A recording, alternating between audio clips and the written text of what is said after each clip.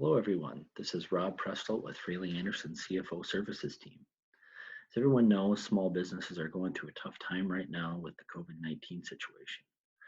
They're just trying to survive, and they've spent a lot of time on the short-term needs of their clients, their business, including safety precautions to keep their employees healthy, and short-term solutions for cash flow.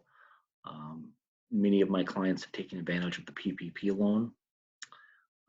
But as I've been working with all my clients throughout this process, I think it's really time now that things are settling down to start focusing on a little bit longer term approach to cash flow and profitability. So with that being said, I have built a tool, and this tool helps us analyze our cash flow and our expenses pretty quickly and efficiently without having to build a whole budget model or some other sophisticated model. So the scenario I'm going to go through today is a small business manufacturing, which is in the metal fabrication industry. Their revenues are about 15 million annually and about 1.2 million a month. I typically have about 60 employees. They laid off a couple right away, and they brought them back with the PPP loan to try to get that forgiveness and really keep their people. Their customers have been pushing back a little bit on taking some of the products that were in process, some of the orders, the open POs that were out there, and they've ultimately seen a drop in revenue as a result the last month or two. And they're also concerned that some of the payments from the vendors are going to drag out over the next several months. They've seen a little bit of that already, but as cash continues to tighten up, that could get worse. So that being said, let's dive into the scenario and show the tool that we created. So here's the tool. And as we can see from that 1.2 level of revenue per month, we're down quite a bit in the 850 range, 900, 950, finally back up to 1.3, maybe in November, 6 months out. Based on the break even that we've calculated, that results in a net loss over the next several months until October, November, where I think we'll be profitable again.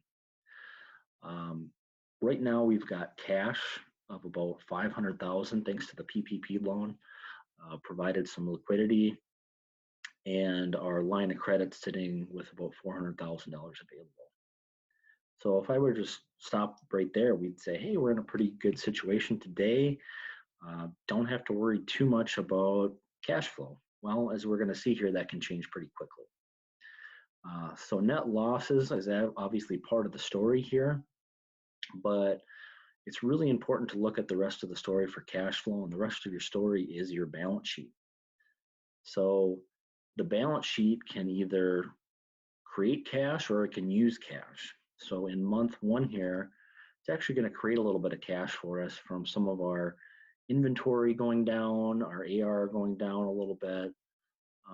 We're actually going to come out 200,000 ahead on the balance sheet side, so our net cash flow 174,000, but not as bad as the 374. So again, month one might go by and we say, I used a little of my line. I'm still got 500,000 in the bank. I'm still sitting pretty good. Now July is where it really hits. We're going to see a little bit of ramp up in revenue, and then our AR and inventory increase a little bit as well, which ties up our cash. So instead of a $263,000 loss, July is a $665,000 use of cash. Our cash went down that a month. There goes our line of credit. There goes most of our cash reserves. All of a sudden, we're sitting at 60,000. If we waited until this point to press the panic button and start looking at our cash flow, we're in trouble. Now you can see here these next couple months are pretty drastic. We're peaked at about 658 in September, pretty bad still in October. Only in November does it start to get better as we start to be profitable again. That's what we think will happen, but I also modeled out a sensitivity analysis looking at worst case, best case scenarios. Under these, 945 of cash is going to be our shortfall in September.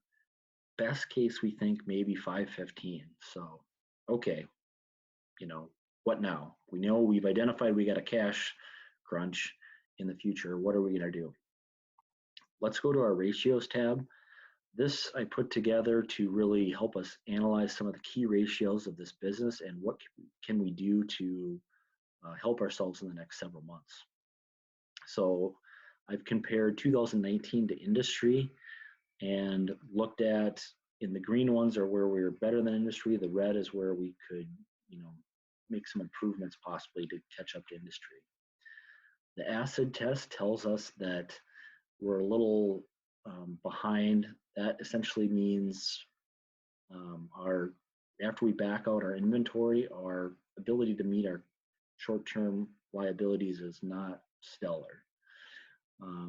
As we go down here, 1.98, almost 2 to 1 in the debt to equity. That tells me we're going to have a hard time finding a bank to give us a traditional loan. So that's concerning because we obviously identified a cash flow crunch. Again, inventory pops up here, days in inventory, 190 days, almost half a year sitting in inventory. So I think there might be some opportunity there. Days sales outstanding look fine, payables. Total days for our cash cycles higher, again, driven by that inventory. So, okay, we've identified inventory is somewhere where we need to look at reducing. So back to the drawing board here in month 2, instead of building that back up, even though sales are going up, maybe we're going to reduce that 100,000, let's say over the next 2 months, and then start to build that up. So given that new level of inventory, what does that do to our cash flow? Okay, it improved it a little bit. We only have a $258,000 shortfall now in September, instead of, I think it was about 600,000. And here, instead of 900,000, we've got 500,000. Best case though, still a shortfall. Okay, that's probably not acceptable risk if I'm thinking the best case is that we're still going to have a shortfall. Back to the drawing board. I'm going to look at, I think what I can do is, I don't want to mess with salaries here in June because of the PPP, but I think maybe starting in July, I can cut a little bit of salaries, either through furloughs or,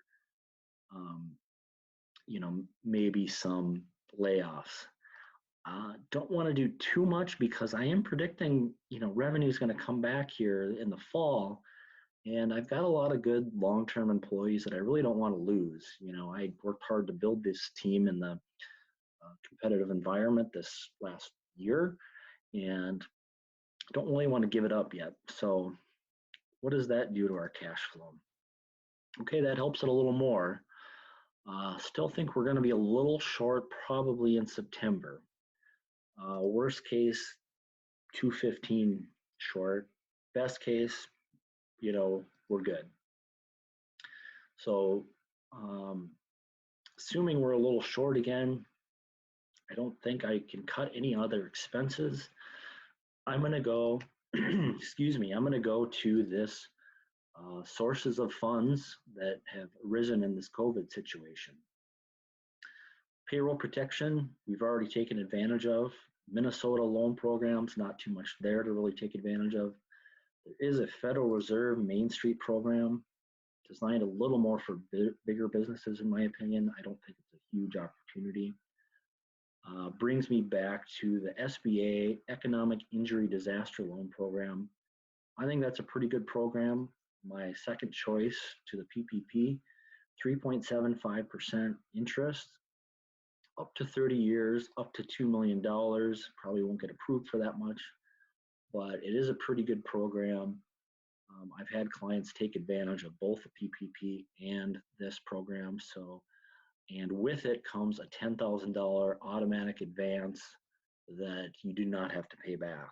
So a little bit of more quote unquote free money there. So I think that's probably at this point my best course of action, a three-pronged approach.